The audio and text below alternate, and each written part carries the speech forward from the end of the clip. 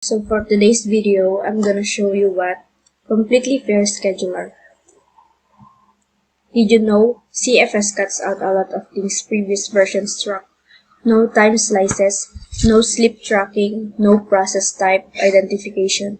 Instead, CFS tried to model an ideal precise multitasking CPU, one that could run multiple processes simultaneously, giving each equal processing power. Obviously, this is purely theoretical, so how can we model it?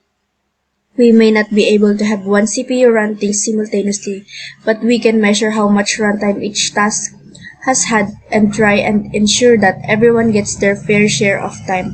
This is held in the runtime variable for each task, and it's recorded at the nanosecond level.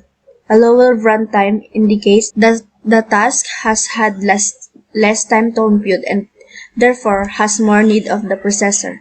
Furthermore, instead of key, CFS uses a red block tree to store, sort, and schedule tasks.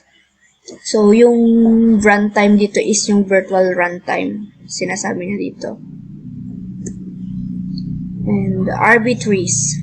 A red block tree is a binary search tree, which means that for each node, the left subtree only contains keys less than the node's key, and the right subtree contains keys greater than or equal to it.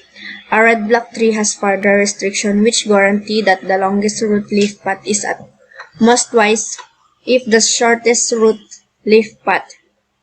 This bound on the height makes RB trees more efficient. The normal BST's operation are in O log n time. The CFS tree. The key for each node is the runtime of the corresponding task. To pick the next task to run, simply take the leftmost node.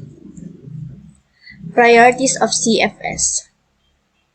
While CFS does not directly use properties or priority keys, it does use them to modulate runtime build-up. In this version, priority inverse to its effect, a higher priority task will accumulate runtime more slowly since it needs more CPU time. Likewise, a low priority task will have its runtime increase more quickly, causing it to be preemptive earlier. Nice value, lower value means higher priority. The CFS algorithm is, as stated, a lot simpler than the previous one and does not require many of the old variables. Preemption time is variable, depending on priorities and actual running time, so we don't need assign task a given time slice.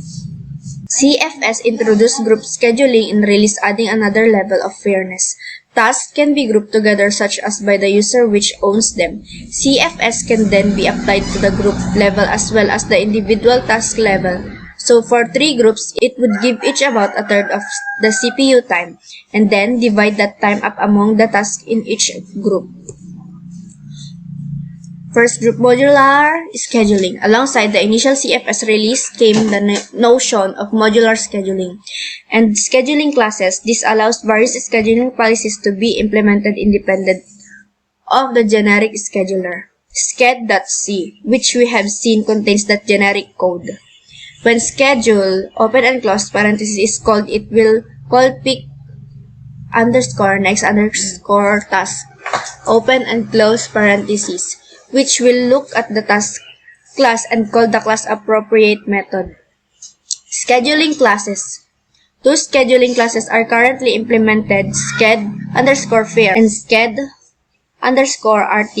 Sched underscore fair is CFS, which I've been talking about this whole time. The sched lower than the underscore RT handles real-time processes and does not use CFS. It's basically the same as the previous scheduler. CFS is mainly used for non-real-time tasks.